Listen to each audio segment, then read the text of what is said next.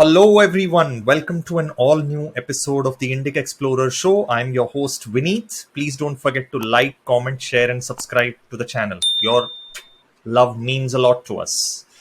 India's education system got a huge overhaul in 2020 when the National Education Policy was passed. So today's show is going to be a deep dive on what this policy exactly entails and what is in the pipeline for the future generations of students and teachers that are going to come going forward in India because of this education policy. What changes, what remains the same, all of that is going to be dissected. And for that, I have a very special guest on the show today, Dr. Gautam Desiraju from the Indian Institute of Sciences. Welcome to the show, sir. Namaskaram. Namaskaram, Vineet. How are you? I'm I'm doing fine. happy to be on your show today. Absolutely. And I must say that Professor Desiraju, whenever he's gone to podcast, there's been a very serious discussion. But I must say that he has a great sense of humor, having connected with him offline. And it was a very special journey to get him on the show. He tested me a lot. I had to pass a Viva like a true professor that he is. And only once I cleared those Viva sessions did I get an opportunity. So, uh, it was quite an engaging back and forth discussion. And then we decided to come on the NEP. And there's going to be a second show to this as well at a later stage on higher education. But this will primarily focus on basic education. I hope, Vineet, I hope students also realize that we too, teachers, need to pass their tests. And I have always said as a teacher that a teacher, when I talk to other teachers, try anything, but don't try to bluff your students because it's the easiest thing in the world for a student to make out when a teacher is bluffing. And I think teachers should be aware of this. It is teacher student is very much a two-way communication. It is not a one-way communication at all. And if you think of this as being a one-way communication, then either as a student or as a teacher, you are failing. Very much of a interactive thing, and which brings out the true nobility of this whole profession itself.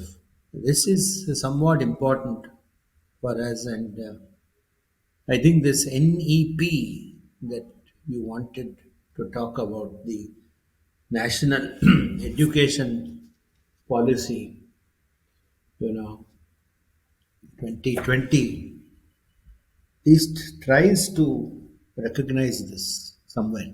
So, what are the key objectives of the NEP, and can you give us some overview of this policy at a macro level? What does it aim to change? Well, can I say? I mean, formalistically speaking, there is four parts for this very dense and optimistic document. Part one is all about school education. Part two is higher education. Part three is other key areas of focus, which includes professional education, adult education, lifelong learning, promotion of Indian languages, arts and culture, technology use and integration, online and digital education. That is part three. Part four is somewhat ambitiously titled Making It Happen. And it's a very, very dense document. There is it's almost 60 pages of very fine, typed document. And one has to put it in a perspective that this is actually the fourth of such documents that have appeared in India since the time of independence.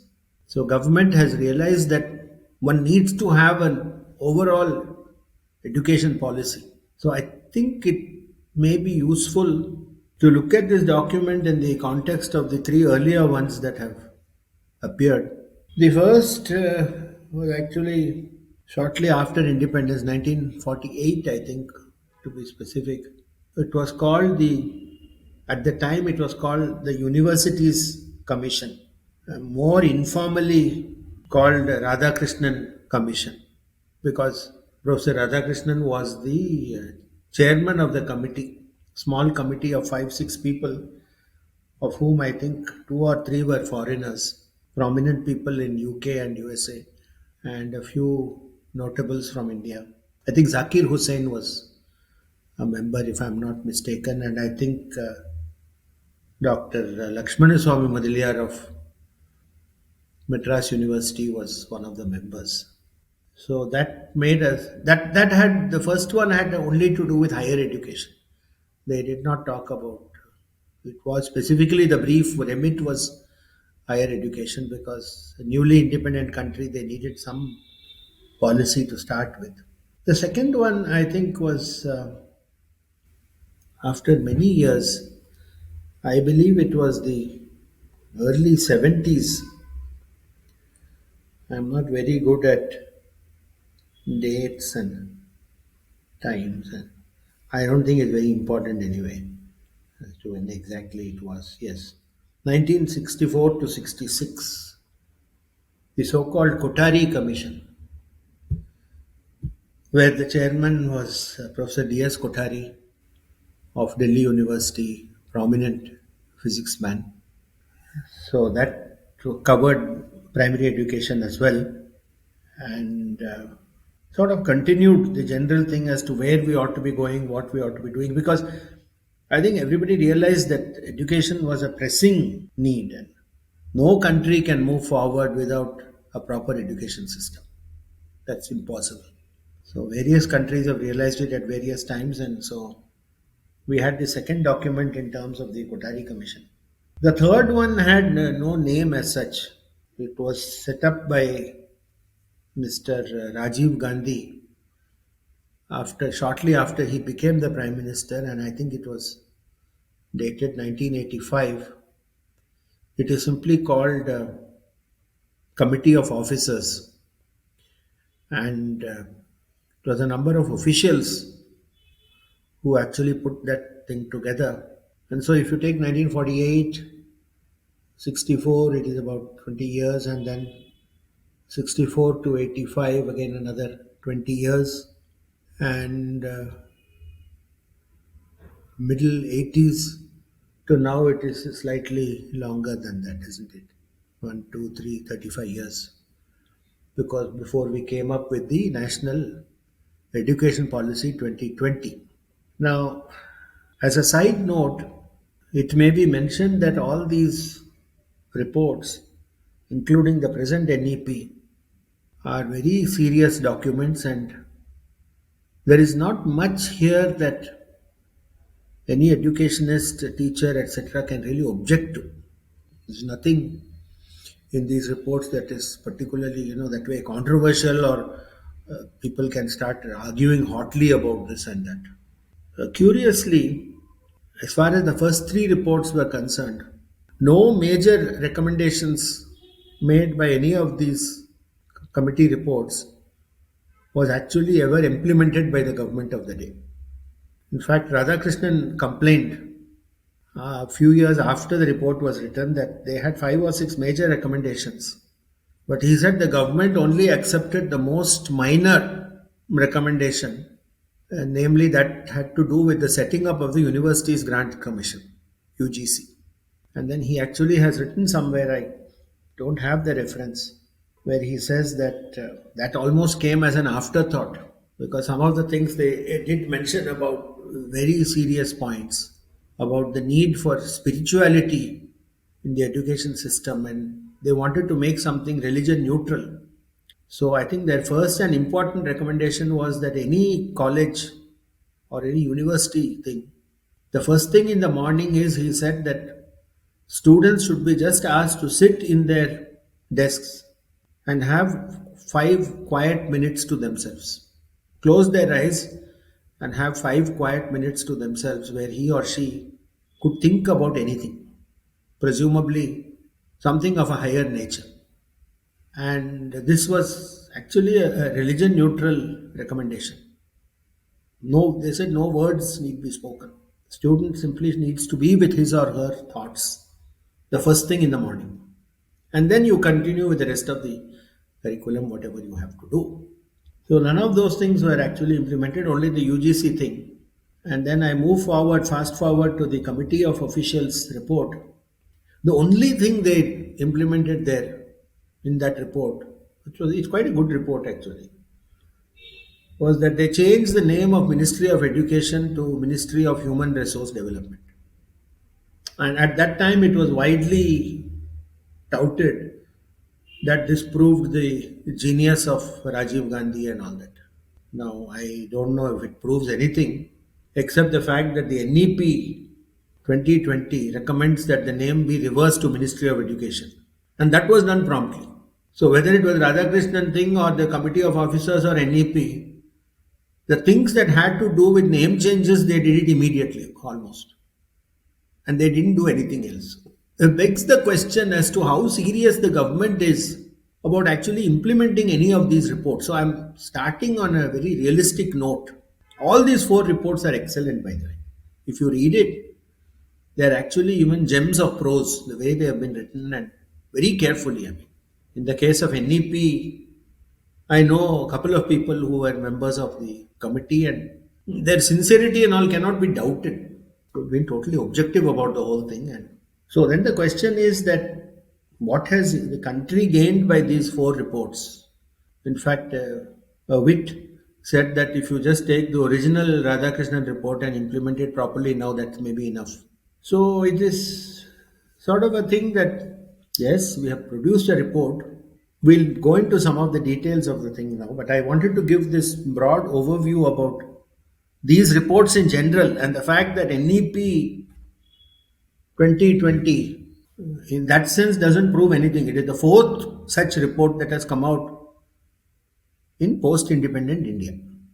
And yes, to some extent, these reports reflect certain changing things of the times. They are not that way, some of the things are of universal applicability, others have to do with things of the time. But in general, there is this sobering note that government has not implemented the previous things. So, how serious will any government be with implementing some of these things? Or will it just be this? That a change of the name, they did it immediately almost. It is now Ministry of Education. It's no more Ministry of HRD. So, I mean, kind of Freudian, in fact. The way Radhakrishnan complained that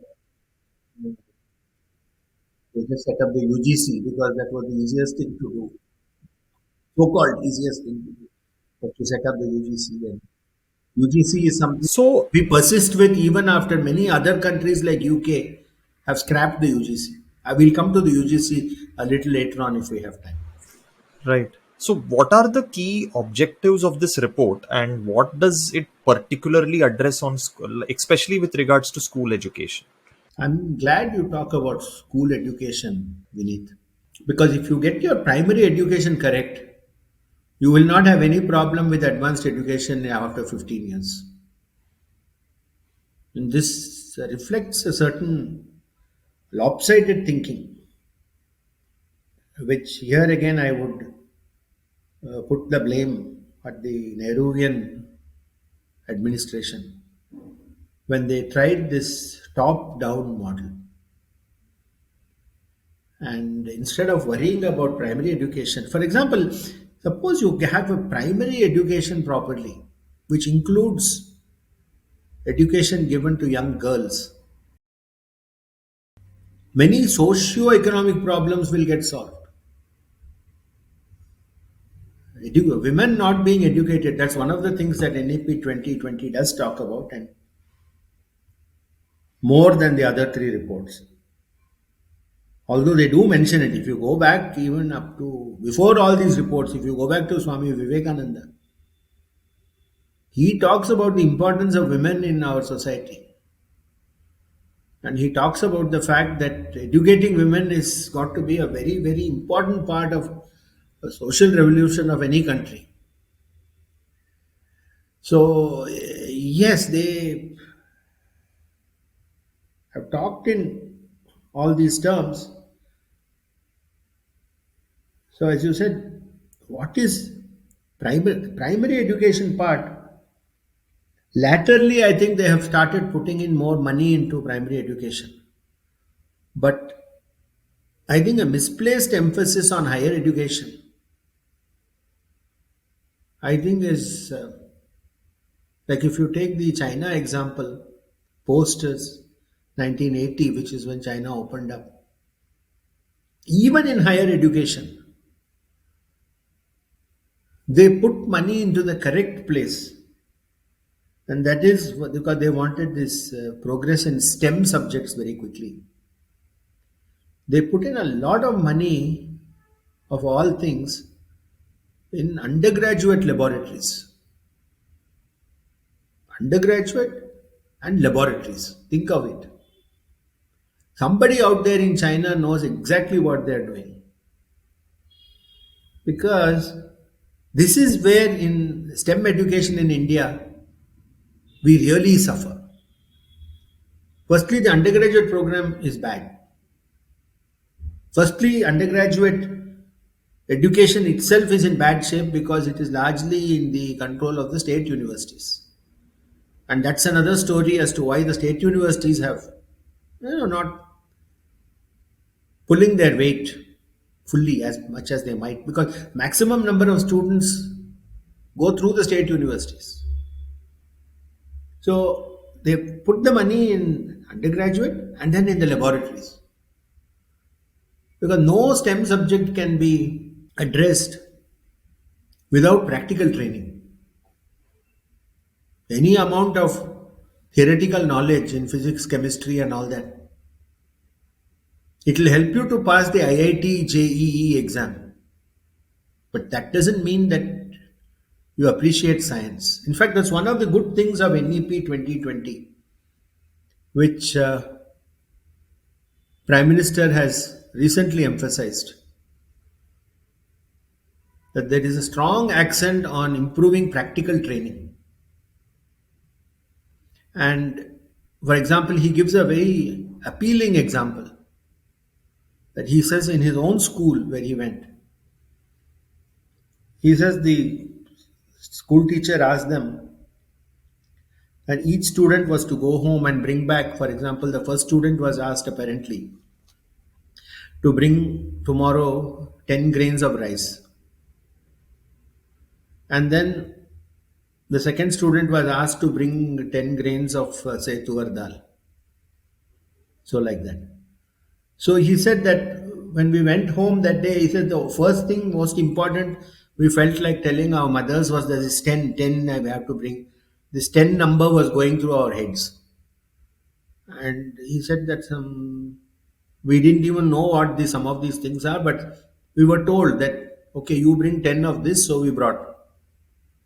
So, fellow said, okay. And then the teacher apparently mixed all these things together. And then he said, can you now separate out what you have brought? So when the students had to go and pull out what they have brought, and then the second day, I believe he said again the same thing. You go home, you bring 10 of this, you bring 10 of that. And so then these fellows asked him, why are you asking us to do the same thing again? He said, no, you do it. So being, good students, they went and did all these things. They brought it back. Then what he did was he mixed them up. And then he said, now close your eyes. He said, now by feeling and touching, you pull out 10 of what you have brought. So now you see, the simplest of things, you can make a profound practical experimentation. Like I can tell in my own example that I was ooh, all of 13 years old when, as part of it was called general science only. So part of the general science thing, we were taken into a chemistry lab, and then the instructor teacher, he produced white powder kind of thing. We couldn't see very carefully, and then he took a glass rod and dipped it into some liquid. And then he took the thing, and then it was in a watch glass kind of a concave thing with this white powder, and then he put this thing on it, and suddenly, 8 feet high, one purple flame shot out. You know, all of us were taken aback, and I don't know what the purple flame did to other people, but it produced at least one person who became very famous in that subject. Because I was hooked onto that chemistry subject for life after that. I didn't was not taught anything about anything. Just that purple flame got me hooked onto that subject, out of which I have not come out still. And so it was finally a practical demonstration. It was not reading any theoretical books or this and that. So like that, today I've got a H index of some 102 or 103 or something in this very same subject which produces that purple flame. So I think this has this aspect of practical training, Prime Minister's example and my example which I have given. It first teaches the student that this is all about real life. Just cramming 100 questions to pass IIT JEE is not education. It's nothing. It is a parody of education. My colleagues in some of our famous IITs have told me they were actually teaching these people who pass these famous exams and come there. These are all serious researchers, Vineet, not jokers.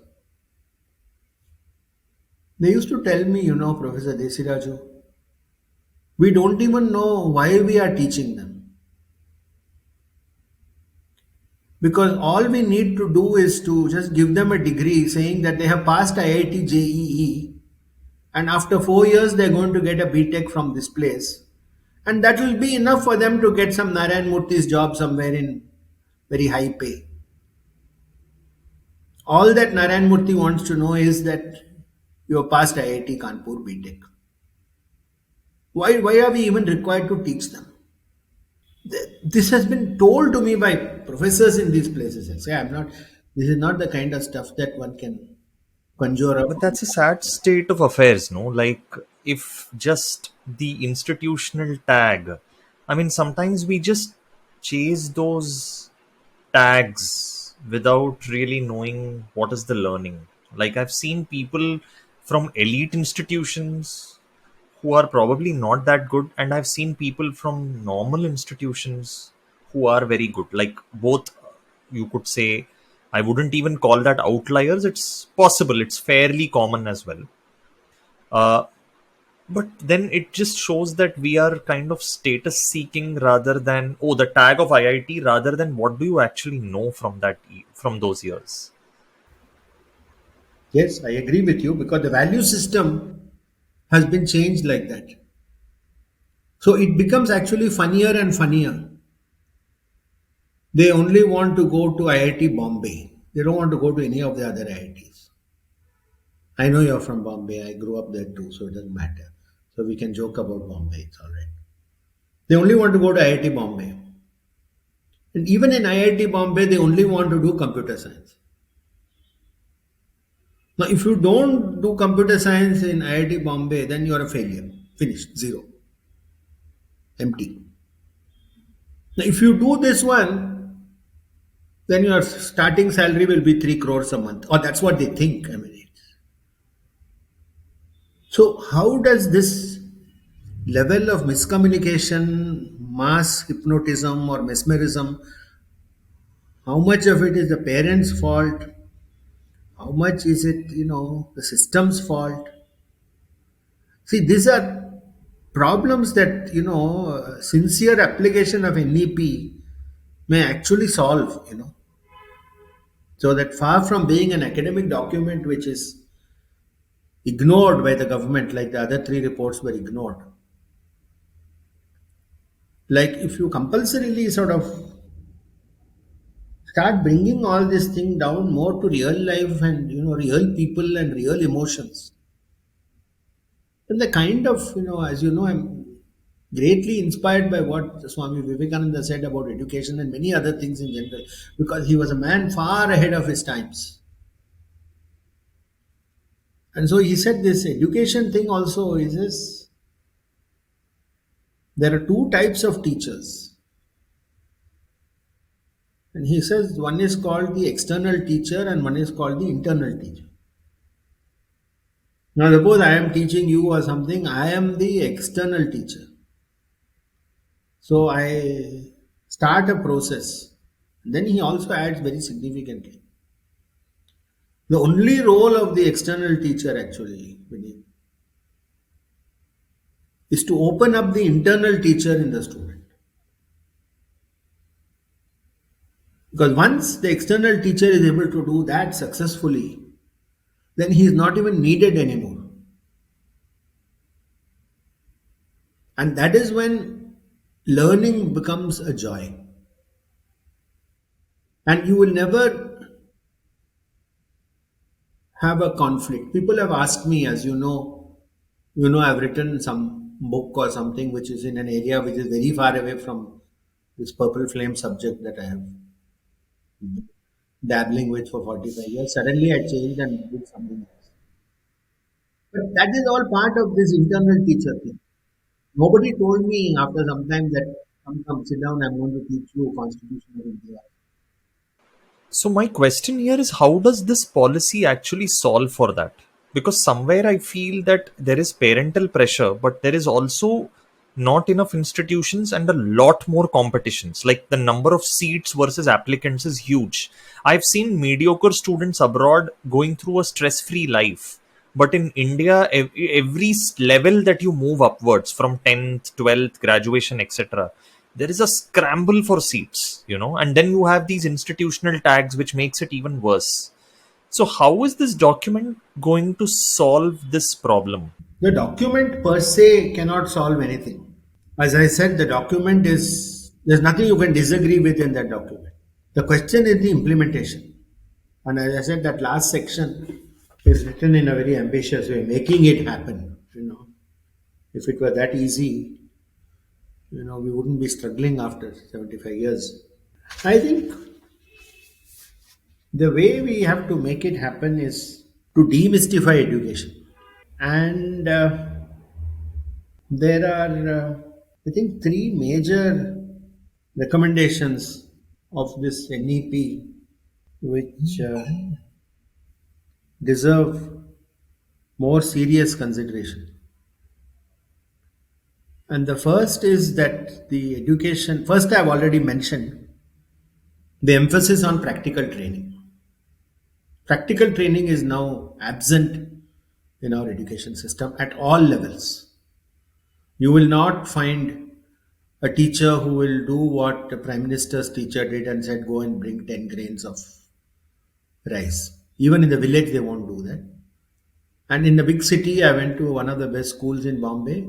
Even in that school, some of my friends tell me that their children and grandchildren who are going to the same school, they will not see this purple flame and in that lab and all the smell of chlorine and hydrogen sulfide and all things which will actually be called quite dangerous today. Probably will be hauled up if we do some of those things in the chemistry lab today. But see, it got some of us at least hooked onto certain subjects. And I'm sure anybody today, whether you, me, or anybody else who enjoys what they're doing, must have had some similar experience way, way back in school, something like that. It could have been as minor as the teacher of that particular subject being very good. Like, I got more, I think, marks somewhere in physics than in chemistry at some point. But the physics teacher was atrocious, and it turned me off physics for the rest of my life. So I didn't even think about it as a subject to start thinking about. I mean, child's mind is very impressionable. Something you get stuck and then you get hooked on that. Still that purple flame, I'm hooked on that. So the first thing is practical. Second thing which I think that has to be done, it has to be brought in at all levels from primary. Unless they know what is something touching, seeing, feeling. And today, in this day of computers and all, where you can bring in the computer right into the classroom and stuff like that, it should not be very difficult to bring in the practical touch. Second thing is that most important is the medium of instruction. It's a major topic, which I think is a very difficult route for us to take. But it is the only one which I believe will give a long term solution to some of the problems we have outlined. So when you say medium of instructions, it doesn't mean that the language of the textbook changes. It is the language in which the teacher is communicating to the student is in the mother tongue. Am I right? Either or could be both. Like, I think what is very crucial is that in any school of any type, within a certain administrative jurisdiction, when the child goes to the school first time, LKG, first entrance to the school, doesn't matter what school it is, first 3 years should only be in the language of that administrative jurisdiction slash mother tongue slash local language, which in 85% of the cases it will be the same language only. There will be few people who will be not exactly, these things may not match, but one of the mistakes we always make in India, not just in education sector, is we take the special cases and we try to make a general rule out of it. So those 15% will have to learn this language. Doesn't matter if it is the most posh private school, or doesn't matter if it is the most humble government school or no school also. First 3 years in this jurisdiction today that we call Karnataka, the medium of instruction must be Kannada, cannot be anything else. And then I feel that I'm now adapting a little bit from the NEP, that after 3 years, you must bring in English. So, at some level, small level. And then English is then taught not as a medium of instruction, everything is taught in Kannada. English is taught as a language. Okay? Like what China, Japan does as an important means of communication between people. English has that advantage that you can, if it is brought in this way for everybody, it becomes a link language in India, and it becomes a link language to outside world, which is English is the language of the world also. So you cannot ignore this language. And then say, so I'm now talking 3 3, and if you take the NEP formula itself, this present 10 plus 2, he makes it as 3 plus 2 plus 3 plus 4. Okay, so we've got now 10 plus 2, 12 we have got. So by the time you reach the age of 18, from the age of 3, 3 plus 2 plus 3 plus 3 plus 4 will get you to 18. So within the first 3 years, only the local language slash mother tongue. By the age of 6, you start English, teaching as a language. Somewhere by the age of 8 and above, you bring in a third language to be taught as a language. And I have thought carefully about this third one. It can be a choice of, because all this is dependent on getting teachers, You can't say I can want to teach in 100 languages. So at the age of 8 or so, the choice can be Hindi, Sanskrit, or Urdu. And this third language, the student shall not have to appear for any exam. Whereas for the first language and second language, student will have to appear for an exam at some stage whenever you want to keep the exam. Now today we are told that CBSE has also said that UGC has said that we're not going to have, I think, first division, second division, third division will not be there anymore. So they're just going to give a mark, which is okay. Because I think part of this divisions and all is what has led to this IITG problem, which leads to zombies by the time they are 20 years old. But So this third one becomes like a sort of a second link language. Because whether we like it or not, if semi educated people to educated move outside their local domains somewhere in India, the chances are very high that when they meet others of their educational background, they will speak in English.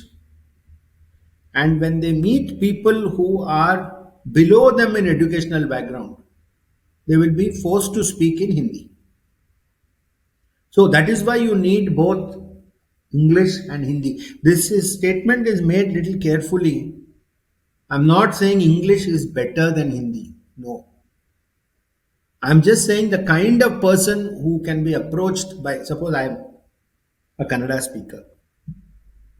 I go to Jodhpur tomorrow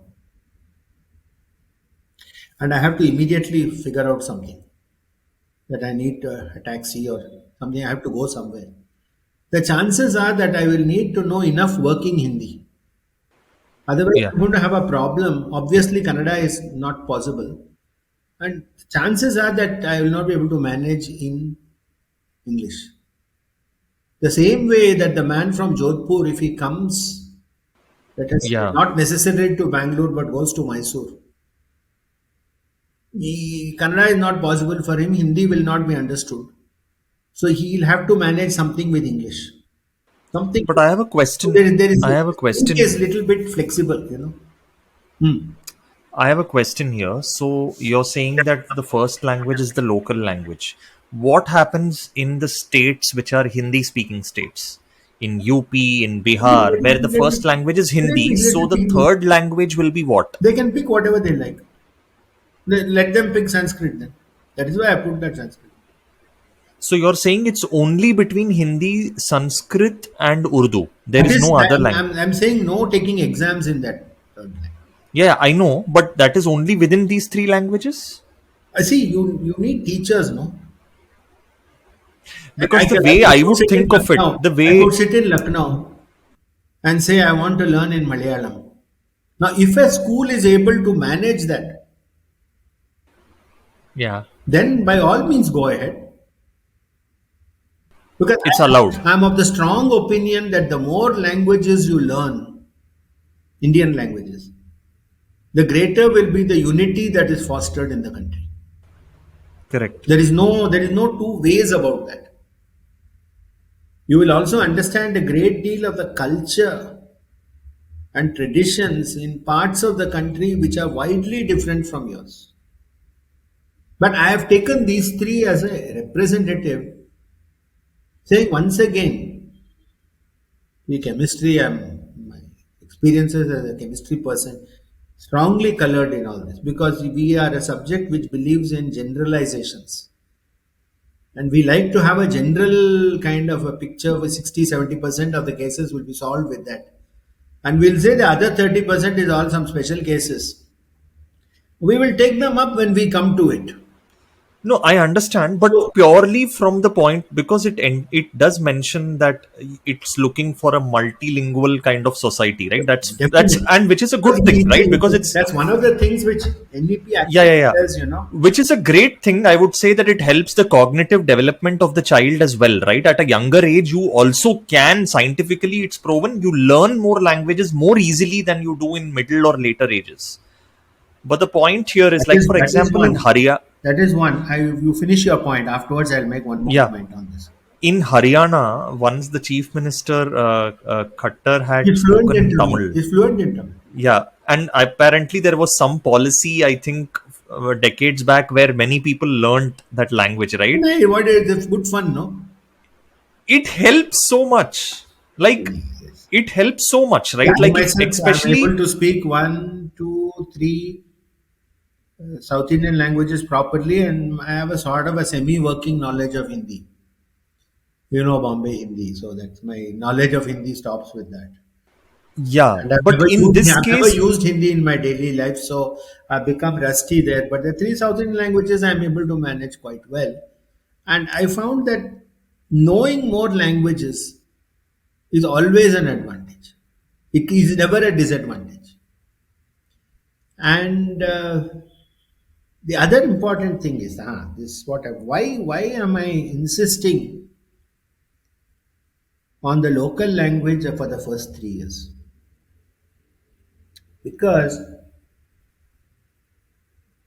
it doesn't matter which Indic language it is. We emote properly. We are Indians. We emote properly only in the Indic idiom. So whether I'm as a kid, 3 years old in Thiruvananthapuram, starting my education in Malayalam, or whether I'm a 3-year-old kid starting my education in Bhubaneswar in Odia, it matters very little because I am learning, starting my earliest things in a medium which is Indic. And there is more than overwhelming evidence that if your medium of instruction is in your native tongue, your imaginative powers go up in later life. And imagination is actually the key to education. Imagination is the key to research. Why our famous IIT professors and students are so lousy in research is because they cannot imagine. The power of imagination has been taken away from them by this Kota and Ramaya and Bardwan and all these coaching classes. And for that matter, dare say passing IAS or IFS exam. They are similarly zombified. So by the time you see them they emerge, they are full zombies. And if you can't imagine, today a big complicated country like India is not going to get is only out of the box solutions is going to help this country today.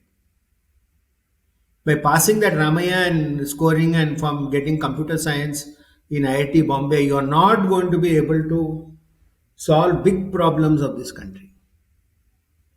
If that America fellow tells you this is the thing you have to do by tomorrow morning and do this software and send you some junk work which he doesn't want to do himself because his time in Silicon Valley is too valuable for him.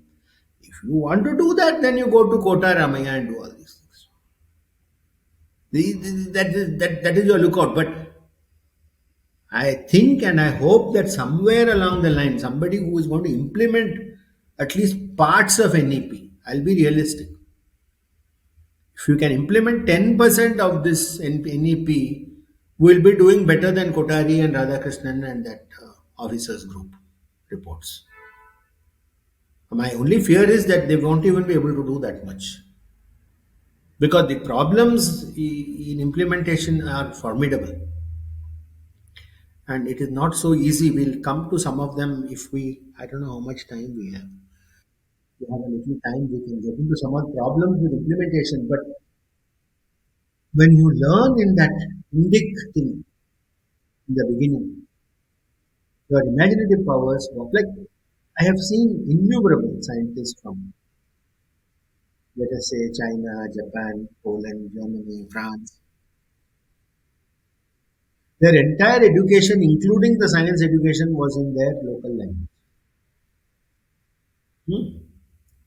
And somewhere along the line, they learned enough English so that they can communicate with people like me and others who don't know their local language. English became for them only a link language. I have seen in the case of scientists from Japan over 30, 40 years that I've been observing them, in the beginning they'll come, they won't understand a word, they'll just smile and go off. Then the next stage came when they're able to give a speech. It'll look very nice and neat, and they'll put the slides, and everything will be looking decent. You ask them a single question, they won't be able to answer. That's because they don't understand the question. They have just by hearted the speech and they came and gave it. Then gradually they start understanding the question. I saw that phase also. And you can know that they understand because they start smiling for the first time. Now, scientists from China, Japan totally, and China mostly can fully understand the level of English that is required. See, you don't have to be Shakespeare or Tennessee Williams or Jane Austen. You don't have to know English at that level. There is something called a thousand word English. There is something called 2000 word English. I think in China and other places they even have a 400 word English. And English that way is such a wonderful language that you can learn it and you speak it and practice it at many, many levels. That way it is a very flexible and adaptive language. One must realize the benefits of that English as a link language. It doesn't mean you're a literary genius like one of our famous politicians who likes to use complicated words. So you don't have to be like that at all. In fact, that looks rather silly after some point. I mean, finally, in the end, we need what is language? Language is only a societal need. It is a need to communicate with others. It's not a sort of a religious item. I am a Kannadiga or something. No, it's not that at all. Like Uh, if I need to talk to do you somebody in Canada in Alaska, I will speak with him there. do you see Sanskrit education getting a thrust because of this? In by any chance, do you think With this anything will change? present government, with their way of thinking, absolutely not. Not No, okay. I don't believe that this. Why is that? I don't. I just don't think they will do it. I don't think their agenda is mostly on that. But I think the language, it's actually very interesting you talk about in Sanskrit. Linguistically, I'm no linguist, but I've read enough about the subject. That English and Sanskrit are almost at the opposite ends of the spectrum of languages. Now, let me illustrate what I mean by this. Sanskrit is a language which, as you know, is syntax free. It is the nouns are so heavily declined and the verbs have so many forms and you have a dual case and all kinds of things so that any word can be placed in any position in a sentence without change in meaning. So it is the only example of a totally syntax free language, which is why it is so important for people who are studying artificial intelligence, computer algorithms, and things like that. It is a very, very mathematical language in the terms of its overall construction. The English is at the opposite extreme. It is so much dependent on syntax that you can completely make a meaning of a sentence into garbage if you change the syntax. Because the declensions are hardly anything in English. I eat, you eat, we eat, you know. We don't change the form of the verb so much. And I read the book. You can't say the book read I. It's nonsense.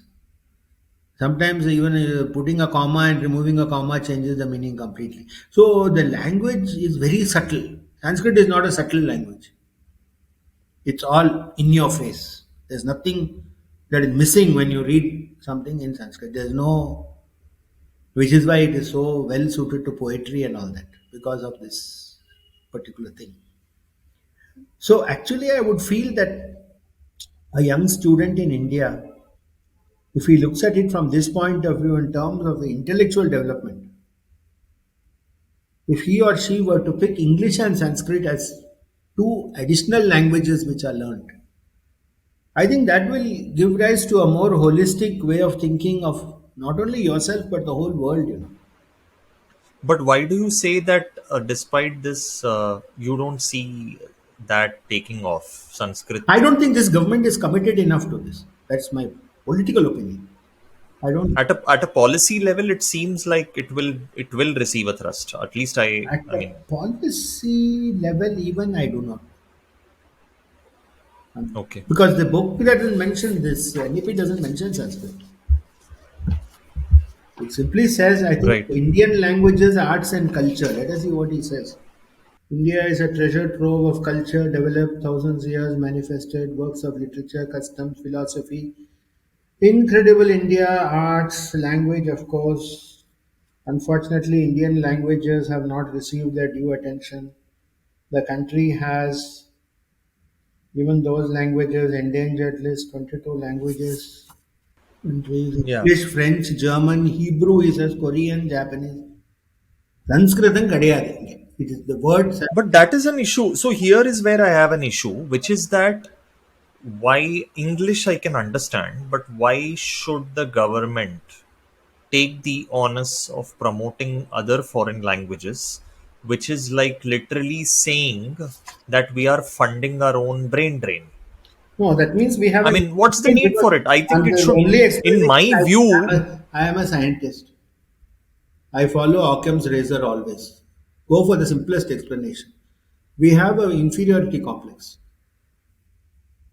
absolutely, because in my view, apart from No, English, the state should only take the honors for Indian languages, Inge- not for other foreign languages. Inge- That is for the student to, Inge- if he wants to go, he or she wants to go abroad, they Inge- have to figure their life out. இங்க பாருப்பா, enabling such learning materials, print materials, and translation of important materials from world languages, constantly updating vocabularies are carried out by countries around the world and for languages such as English, French, German, Hebrew, Korean, Japanese. However, India has remained quite slow in producing such learning and print materials to keep its languages. But which are its languages? It's not saying. It is not even mentioning, suppose, okay, we don't want to mention Sanskrit by name. At least the 22 languages can be listed, no? Correct. Which you find in any 100 rupee note, all the things in the 22 languages. At least those 22 can be listed. Scheduled languages. There Yes. is there didn't seem, see, in my view, The there whole didn't thing seem is like a, 22 promotion of Indian languages is so vague that it could mean anything. Then it see, there he wasn't does any he does grounds say up plan. 22:15. Please let us see. No, in the He sense, does say Sanskrit. Due to its vast and significant contribution in literature across genre and subjects, its cultural significance and its scientific nature, rather than being restricted to single stream Sanskrit pathshalas and universities, Sanskrit will be mainstreamed with strong offerings in school. Sanskrit universities, he does mention. He does mention. Chapter, I stand corrected, 22.15. So he does mention Sanskrit. see, I understand, but you mentioned a point on how Korean, Hebrew, etc. are updating, right? Uh, is there any plan outlined for local languages producing textbooks or something like This that? another important topic. Much of this regional language business requires textbooks, and is not a topic we have touched till now. Where are the teachers? to implement this NEP. We need textbooks. We need textbooks in all these Indic languages. There may be some. It may not be that. Certainly, I think there will be lots of textbooks in Hindi at least today. There may be, but I think we need certainly more imaginative textbooks. The textbooks right now in general are very boring, and students don't feel like reading them also. So that's another matter altogether. But let me take the important point that you need to have teachers to implement all these things. It's all good to say that we shall have this and we shall have that. And at least I know in the field of higher education,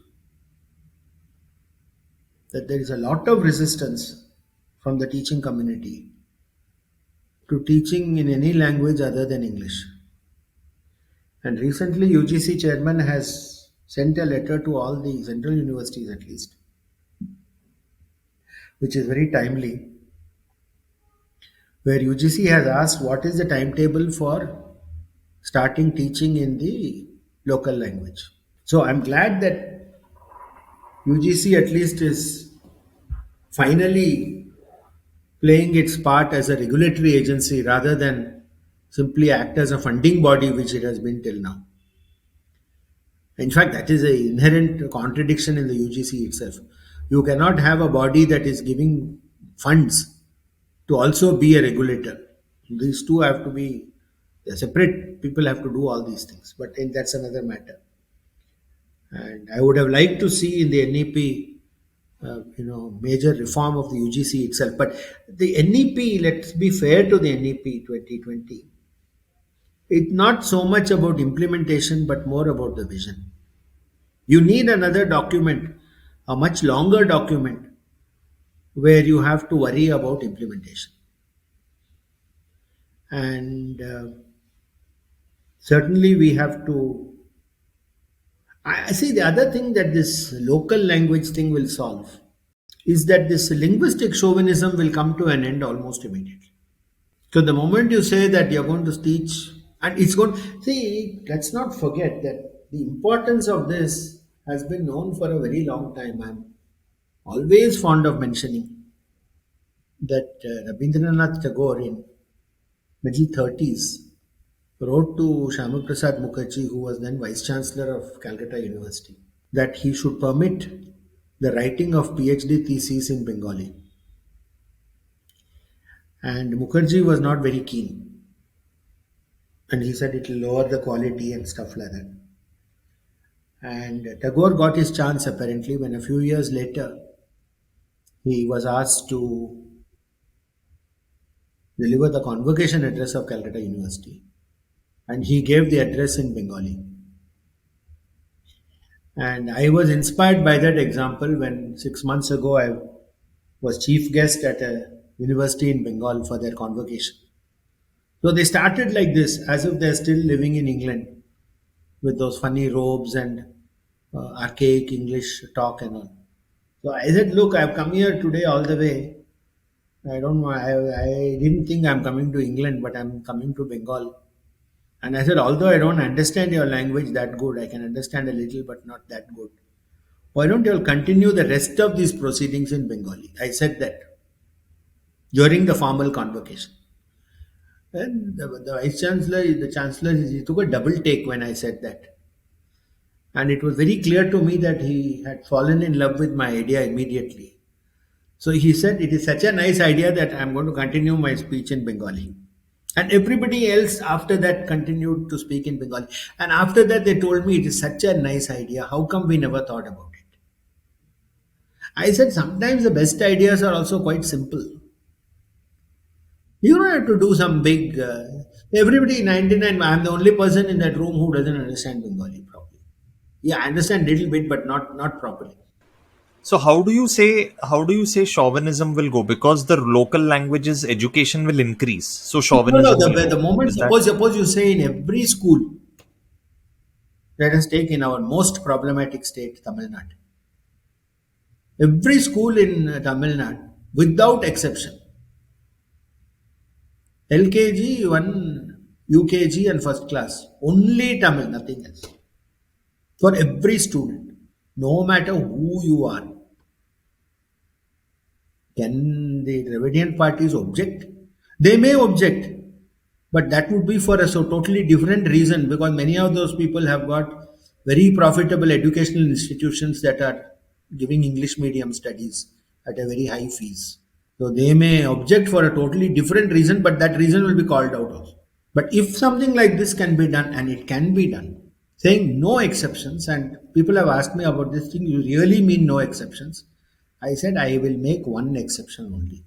And that is if you can prove that you are a transferable government servant who moves from place to place in 2 years, 3 years. We will have special schools for you where you will be taught only in English and Hindi, no other language. Then I said, but that will be a very, very, very special category. Nobody else will also come into those schools. But I have a question. I know you will say that this is again a rare situation, Very but see, rare. people move from, forget about government jobs. We understand that, and of course, government will set that up. Hmm. But even in private jobs, middle of the career, parents might move somewhere. No, it It might doesn't. not be frequent. No, it doesn't matter. Doesn't matter. They are better put up with it. So let's say, No, let's. you I'm gotta, you just have giving an to, example. somewhere you can't make an omelette without breaking the eggs. Once No, but again, if you a are kid you're falling into moves, the same let's say, trap. You're taking the special no, children it's away. not about trap. It's not about trap. I know it's an exceptional case, but how will it be dealt with? Is my only It's the question. parents' lookout. We don't. State doesn't have to deal with it. The parents have to deal with it. Like suppose the father feels or the mother feels that his or her career interests is better served by going from Bangalore to Delhi. Hmm. Correct. They feel like that. Now, depends on in which class the child is, because the decision will be based a little bit on that too. One parent may have to stay back in Bangalore, and then the one parent who feels that the career interest is better may have to go. And the fellow who goes will also come back also easily or move to some third place easily. Those who tend to stay on in the same place do stay on in the same place. And many people today are taking many career decisions based on their children's education. They are, already they are. I know people in Delhi who have made a change in their jobs even based on the school where they got the LKG admission. So parents in India will, it's a two-way street. See, in the current system, what happens is if a parent knows that they have to move geographically, I'm removing government jobs here, they would usually put them in a national board, which kind of That solves should the not be problem. allowed. In my opinion, that should never be allowed. That should never be allowed because it spoils the whole basis of teaching in the Indic language from LKG. So now, if this policy is implemented, what happens to the existing state and national boards, CBSE, ICSE state boards? What? Yeah, Correct, correct. Very good question. Very good question. It keeps going for another 11 years until it phases out. Those who are in the present system, nobody is disturbed. okay. So that now the fellow who is the kid who's coming into LKG be in the new system of learning in Kannada or Tamil or Hindi or whatever. And from UKG upwards, they can stay in the old system. Unless they choose to come into this new system, that's also okay. They may still feel, as you said very correctly, that till the age of 6, 7, 8, children can pick up any language just like that. So they may actually feel that it is nice to switch off, and who knows, it may also result in other interesting and beneficial sociological aspects. Like, It may keep the parents also grounded in that state, and they may feel more like stakeholders. Like today, a very, very big problem in Karnataka is that there is a considerable amount of resentment among the locals that the people, non locals, are using, especially from eastern and northern India, are using Bangalore like a hotel. That it is only a place for them of employment and that they don't emote, they don't bind, they don't. feel a part of this thing, and that they don't feel that those guys have any skin in the Bangalore game or the Karnataka game. So if you have the powerful motivation of a child's education, this is less likely to happen, in my view. There will also be a change, a beneficial change in the parents' way of thinking, because I have seen too many cases of people who have lived in states, worked in states far away from their native place, who don't know a single word of the local language after 10 years, 15 years, and all they don't know. This Yeah. is shocking and shameful. That is understandable, but also there could be another sociological change, which I'm not sure many would like see it that way, but it might stop the free movement of people across India. So what? So what? Why do we Isn't need, that a very why foundational do we need principle? that? Those who want to move will move. Why we don't have the state doesn't have to actively encourage free movement. The fellow who wants to move will Okay, move. It doesn't have to be an article of state policy. I understand, but it also cannot disincentivize It movement. is also an example of woke thinking. How? I don't think so. Yes, because you're saying that now everybody moves, whole world is one. I can go to Alaska, I'll go to No, I'm not talking about. No, no, no, no, no, no, no. 1 second. I'm not talking about whole world is one. India is one. India is big enough for me. I say India is the whole world for me. I don't think Fine. So if I don't within think it, outside India. But see, if you stay in your own place, the chances are much greater that you will make a constructive, beneficial, big increase in the intellectual, economic, cultural, everything growth of that small thing around. Whereas you go like a gypsy here and there saying whole India is mine. Whole India is mine, I know that. But I don't want to go on proving it at every instance by just saying that I'm whole India is mine. Of course, whole India is mine. I never had a doubt about that. So, and anyway, there should not be state policy. okay, okay. So the other thing that I want to talk about is the vocational education and the emphasis laid on it. I don't think ever before this has been, although we've set up Yes, centers of vocational training, but this is the first time in a very structured way they are going after this. agreed. So what do you think about this? Absolutely correct. Cannot agree more. It has to do with this practical training. Like I can tell you, I'm having a problem today. It's not good to talk about personal problems in a podcast like this, but it is a technical matter, so it's nothing to do with personalities. Now I have to carry out some repairs in some ancestral house in some place. Doesn't matter where the place is. And there's a flight of stairs which has some 17 or 18 steps, wooden steps. The house is about 130 years old. So I think you are beginning to understand the problem. Some three or four of those steps got broken. Sheer age. So the staircase has to be repaired. So I am now trying to find somebody, carpenter, who can make four steps and put it there. I say, this is a very smaller type of place, not a big city, not quite a village, but it's there. I'm not able to find a carpenter who can do that. They said it's a very simple looking, it looks just like literally like a plank, it looks, with a small curved edge on the thing. The kind of thing you will see in many, many old houses. He says there is nobody who is competent to do that work. And it's becoming very difficult. And so now I'm trying to find people who are above a certain age group. Above 50, 60 years old, they said people knew how to do this kind of woodwork. You don't find it in younger people, they're saying. Then I went to see some of these older people and they said they'll come. And then they said we came out, it's so hot, we started fainting, so we went back into our house. So you see, it is going to the theater of the absurd. Now, why? Suppose in all these families, everybody wants to get into IITG. All want IIT Bombay computer science. Because if you do that, then you will get 5 crores a month.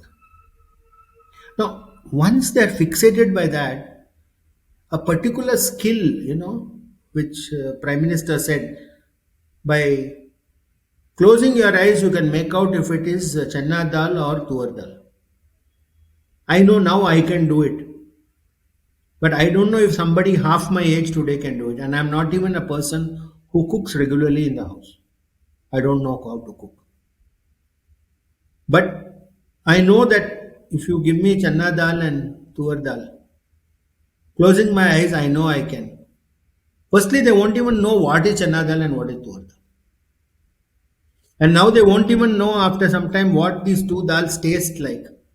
They'll say some Swiggy, some noodles or Manchurian, something they will talk like that. But that's the thing with vocational education. It's not, see, you may provide the infrastructure for it, but how will you change the mentality of people? I'm willing to pay that carpenter any amount of money because that But staircase is not usable now. will a parent want to put money in educating a child to be a carpenter, plumber, electrician? Let's say the best education of that is provided, practical. How will you change that mindset? The son of a carpenter or a plumber will try not that their child doesn't go there. I'll tell you. I'll tell And you what to even do. I'll tell otherwise, you what the solution is. What the foreign countries have done. You pay the plumber more than an assistant professor. This is a reality in America. When I was a student days, my fume cupboard in the lab was not working, and the fellow came, and then I was told that I better stand out when he comes. He doesn't allow anybody in the lab when he's coming to fix that. And then the fellow told me, you know how much he's paid. You know how much, and my professor told me, you know how much I'm paid. He's paid almost double what I'm paid. but see, Once there is an issue. In India, once you link anything with money, people will listen because we are a But there is a problem. There is a problem there. Firstly, it is the rates are not fixed by the government but by the market forces, definitely, both over there and in here. definitely. Over there, because there is a shortage of labor, skilled and unskilled. That is why people who do this are paid well. In India, there is no dearth of human beings. It is an oversupply. So in this market, how will you But actually? there is no oversupply in this particular carpenter job. I have an undersupply, It's a and I'm willing to pay. The fellow is not available. You see, it is more tricky than what you are saying. Okay, to get 6,000 rupees a month to go on a moped to deliver that Swiggy. For that, I have any number of people. But that is not your point. Suppose somebody, see, a salary has to be linked with the value of that work to the society. For example, one of the things I feel which NEP doesn't touch today is I feel that the teachers and professors and I dare say even the students in our central government and state institutions and all, we are paid too much. They are really paid too much compared to what the private sector is offering. And this is very strange because in no country is a greater job security associated with greater pay. It looks crazy actually. If you go to America or Germany or something, the fellow is paid very well, but he can be fired immediately. So this is here the state can come in, and so far this government has not addressed that issue because maybe politically it is too sensitive. But today I can tell you IIT or ISER or central universities and all. The professors, lecturers, assistant, they're all paid way, way, way too much compared to what a fellow outside is getting for a similar amount of work put in or whatever, with very little accountability. Because still at the end of the day, if you take all our IITs or ISERs or central universities, at least things that claim to be research institutions, I'm not saying state university, research places, there is no accountability in terms of research. You may do it, you may not do it. You have to teach, okay? But once you do your teaching according to the timetable set by your department, you can do as little or as much research as you want. Whereas if you take the American system, you think about it, there's no halfway house here. The fellow is free to say, I don't want to teach. He may say, as a tenured professor, I don't feel that I have anything to contribute now in terms of research, so I'm not going to do research. That is fully his right to say that. But then the department says, fine, then your teaching load will double. Hmm. And the other thing they'll say is that for the guy who does research, the research grant will come, no? The overheads in an American university are very high. 20, 30, 40% the university will take. So that when they take such a high overheads, then that guy can teach very little. Department will not insist that he teaches. Whereas here we have a unholy mix of everything. So once you are an assistant professor, you must teach 10 hours a week. If you are associate professor, then you are 8 hours. Then if you are a full professor, 2 hours. Whereas there they have a dynamic research and teaching, which is why in America they have no retirement age for academics. It simply depends on your ability to teach and or bring in research grants. I have known many people who have crossed 80 in America who still bring in research grants. The departments are very happy because they're getting their overheads. The fellow who doesn't want to do it can take his pension and go when he's 65 or 70 or whenever. You can take a retirement whenever you want. So, this kind of flexibility should be there, but it should be dependent on what you are really doing for your institution. You can contribute as research or you can contribute as teaching. You can contribute in through administrative things. This is also considered very respectable in America that you completely go into an administrative role without claiming to do anything else. Whereas in our country, we have a very incongruous situation where the professor wants to become a director and the director wants to become a professor. And in both cases, they end up like parodies of their original so-called chosen calling, whatever that may be. Even that I have a doubt sometimes. Because today many of the professors and all in these IITs have come out of this Kota and Ramaya and all these funny places, Bardwan, they are all products of these places. So how will they be? They will, what will they be teaching their students also? Because they have come up through this. Today your IAS bureaucrat usually goes to that Rouse training classes or something. If he doesn't go to that Rouse training classes, he's not going to get into the IAS. So when he starts taking decisions or writing something on a file, the level of that decision will only be the level of that Rouse training classes. It cannot go higher than that. I mean, as I said in the beginning of this podcast, it's a very ennobling calling. So unless you give that overall feeling of grandeur to the students, which no NEP can do, that individual teachers only have to do. The NEP gives enough flexibility though. If you bring in a real autonomy into some of these places and allow the teachers to improvise within this framework, then I think we have a chance. We have a chance, and I hope it becomes more cosmetic than the first three reports. That's true. And I see some pointers mentioned on experiential learning, improving critical thinking, and which also is parallel to reducing rote learning. What do you? How do you improve critical thinking? Where the prime minister's example is good. If you can close your eyes and make out tur dal and chana dal, it improves your critical thinking because it forces But you to it's very concentrate on certain things. The critical thinking, I'm telling you, Vineet, it comes through practical knowledge. It will never come through theoretical knowledge. Never. correct. Never, I can tell you. And this practical knowledge is true even for social sciences. Just by sitting in JNU Ganga Dhaba, you are not going to learn about India.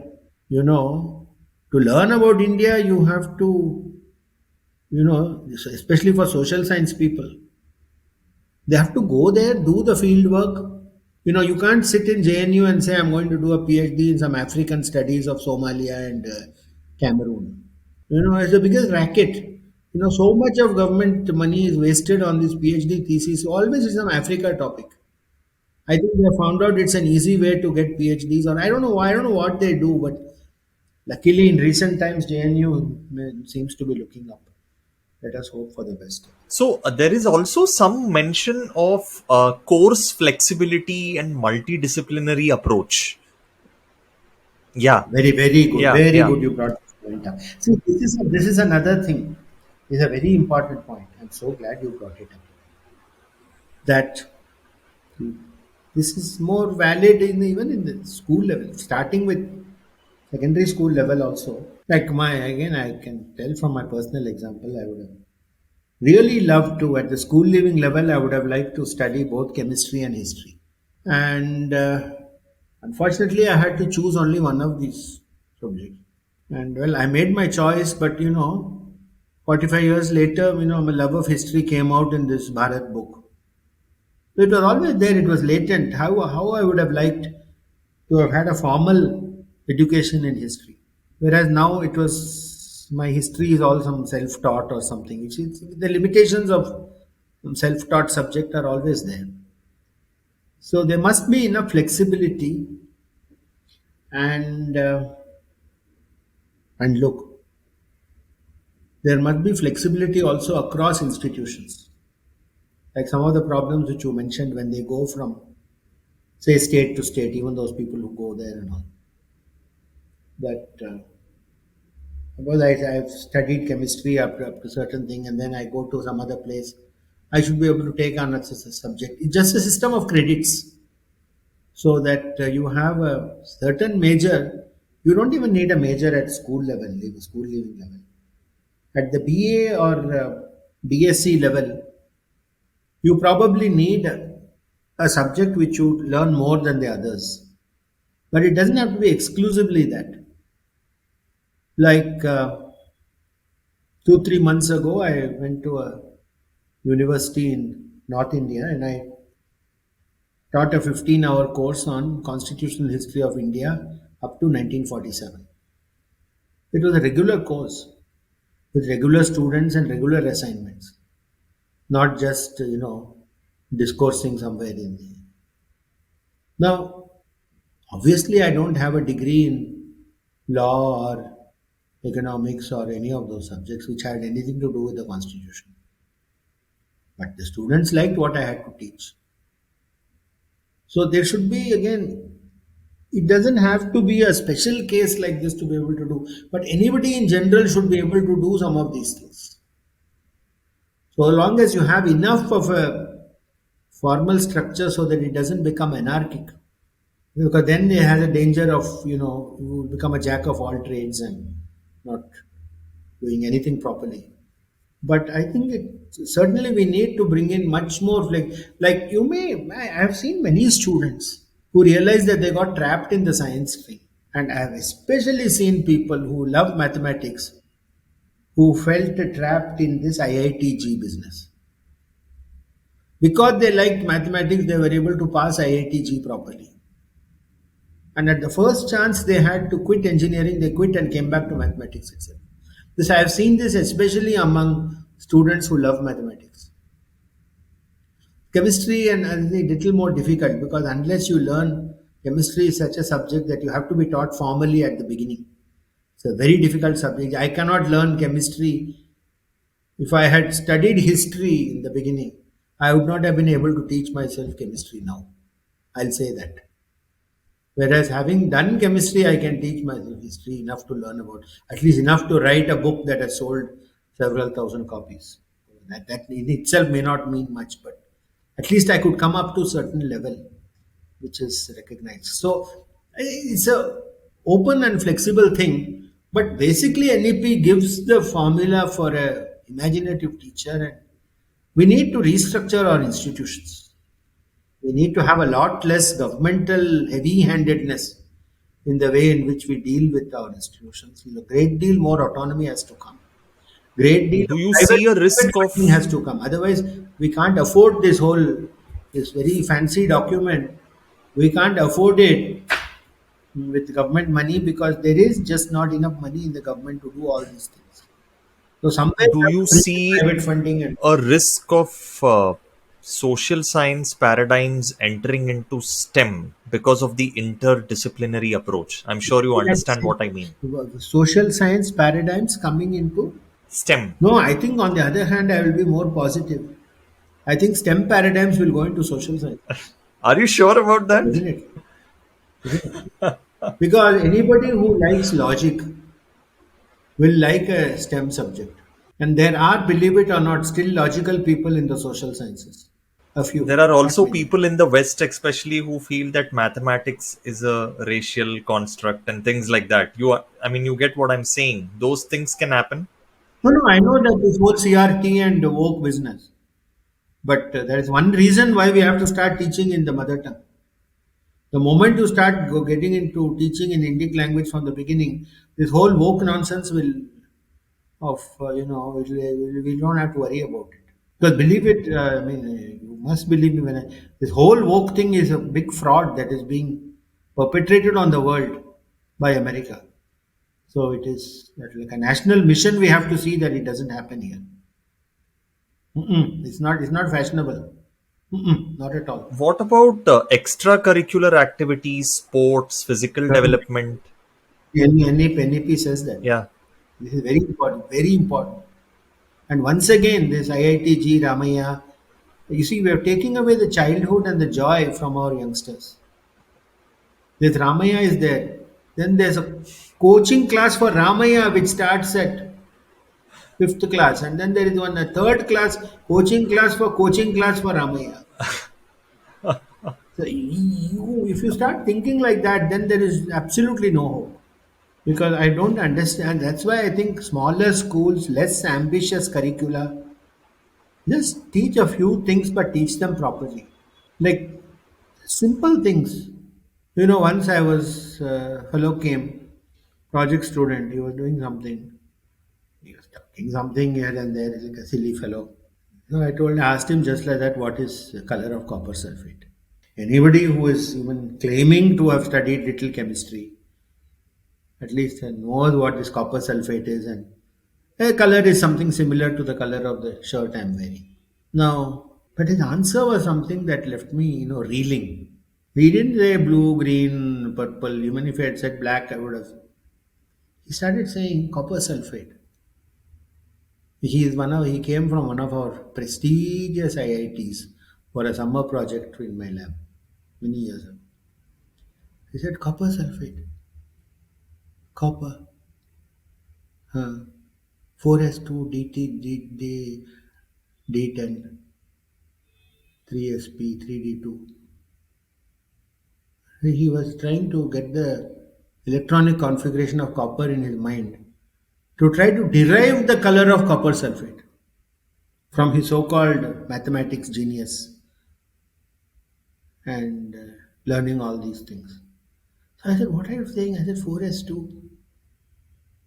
Yes, sir, copper is 4s2 and then 3d9 something. I was staggered. Only then I realized that the extent to which our education system has gone wrong. You know, what's the smell of ammonia? What's the color of copper sulfate? You know, these are some basic things that. What does the bleach smell like? At least they should know that liquid bleach that we use in the house has got chlorine in it. Everybody should know the smell of chlorinated water. So from that you will know the smell of chlorine. No, really I'm serious because tomorrow suppose you are in some place where a chlorine cylinder explodes. If you hang around too close to that place, you will die. You will drop dead.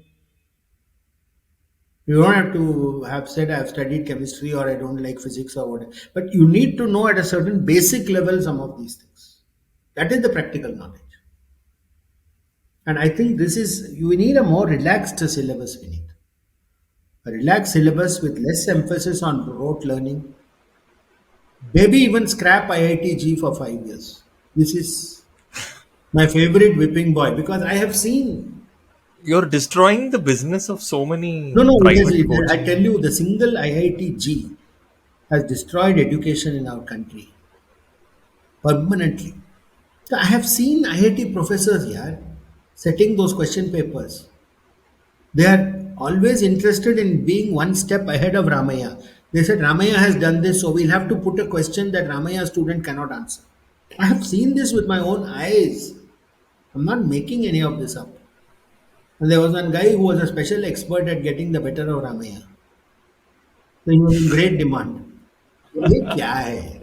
This is making a mockery of the whole thing. You know, you don't know whether to laugh or to cry.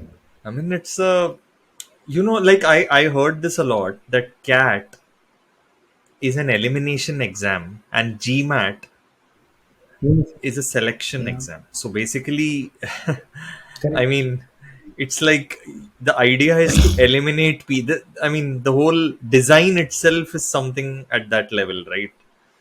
I think it's all about demand and supply. We need more educational institutions, and there has to be. Yeah, you should follow. You should follow the Italian model, since you mentioned demand and supply. Long, long ago in Italy, they made a decision that nobody should have to travel more than 15 kilometers from their hometown to a place where they can get higher education. Higher That's education, the not year, primary. not primary, higher. So basically, they Wow. said we are not going to go beyond BA BSc level. Their educational system beyond BA BSc is rather poor. It is there in a few places, but it is not very prominent. But up to the BA BSc level, any student in Italy automatically gets admission in a place which is 15 kilometers maximum from their house. Which is why one of the reasons why Italians are very loath to move from their hometowns. A fellow from, say, Bologna, for him to go to and get a job in Rome and all is almost impossible. He will not even think about it. So when you say sometimes that you want to move here and there to Taran Taran or I want to go to New Jalpaiguri, I felt like smiling because if you make your system such that the education place, the job, everything, your mummy and Yeah. daddy, everybody is close to that place. You will not feel like going to New Jalpaiguri. There are two advantages to it. One is that the institution of the family remains intact at one It place. still You're is. culturally rooted. It still is. And don't forget, Italy is a very significant example of a country where religion is still rather important. Even in today's woke era, Even family, even even family, family, they live together. they live together. Very different from other Europeans. Exactly. And for example, if let us say a son is not married, he will basically live in his parents' house until such time when he gets married. Correct. Doesn't matter what his age is. So the So, certain what you call, I think even America had realized certain traditional values, and that I think even the Radhakrishnan Commission and others they talked about it. That comes from spirituality and comes from a deep seated awareness and respect of the culture of the country. If that is there implicitly in the educational system, many of these going to Taran Taran and New Jalpaiguri trying to get a good job there, it will not happen. You will not even think on those lines, you know. and there is a second benefit to it also, economically. Equitable growth of different regions. Right now, the model is top 5 or 10 cities are developing, other areas are languishing behind, right? It has to spread it out. Even the United States, every state has like 6, 8, 10 cities or mid-level towns which have their own ecosystem. Here it is like if you're in Maharashtra, Mumbai, Pune, if you're in Karnataka, Mysore, Bangalore, what about the other areas? Mysore also nothing, only Bangalore. Yeah, I mean, Practically. it's just 1 or 2 cities in each state. It's not the right way of going about it, right? And there is overcrowding, population explosion, cost of living, all of that can get balanced out. Totally, it will get balanced. For all this, some of the problems I think may diminish as the overall economy of this country picks up. Because if there's a bit more money to throw, then the fellow may feel like staying in that carpentry and not try to run to San Antonio. Because he's only an unusual fellow will be able to go to that San Antonio and then break the bank over there. More or less, he will not know what to do. So we were not even learning things properly before we go to San Antonio, and you become pretty much of a human garbage wherever you are. So it is actually a big waste of human power, of which we are well endowed in this country. What's the use of this demographic dividend if China can go ahead of us by simply using Chat GPT and artificial intelligence and make up for their lack of population? We've got a whole big population, but they're all zombies. So there is another point mentioned that private universities and universities in India can set up shop abroad. I'm not. I didn't really. I don't know about foreign universities coming to India. What it talks about, but Indian universities, I specifically read a provision which says that it goes. They do set up. They can go outside. My only question is, why would the state seek to do that? Maybe to make money. To go so that they can improve Make money. the Make thing. money through those universities. I don't know. I wouldn't know what the motivation is, but what that could be Yeah, one of the because reasons. But those things I feel little bit it will take some time also before we are able to formal, and it has to be according to the rules of that country. No, I don't know. I mean, looks a little bit vague, and the foreign universities coming here, it looks even more vague to me. but I think we can in some way benefit from foreign universities coming here, right? Because there is demand. No, they can come. They can come. But what will be the rules and regulations governing their operation? What will be their fee structure? That means, will there be totally private entities operating in India? In which case, it is a net loss to the exchequer because all the profits they will then repatriate back into their foreign place.